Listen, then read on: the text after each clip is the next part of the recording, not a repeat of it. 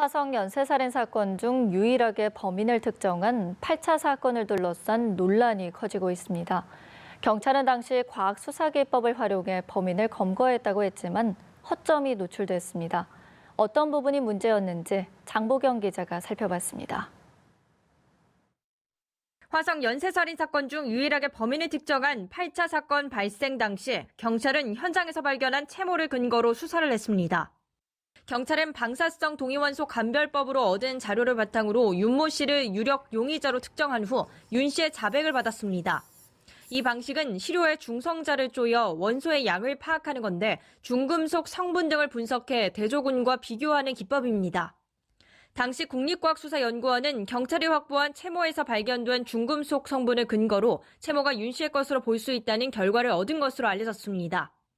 당시 재판부는 방사성 동위원소 감별법에 의한 감정 결과를 국내 사법사상 처음으로 증거로 채택해 화제가 되기도 했습니다.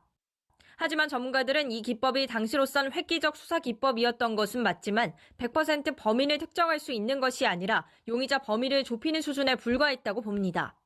범행 증거물의 유전자 분석 결과를 정확하게 특정할 수 있는 건 DNA 분석 기법이 유일하다는 겁니다.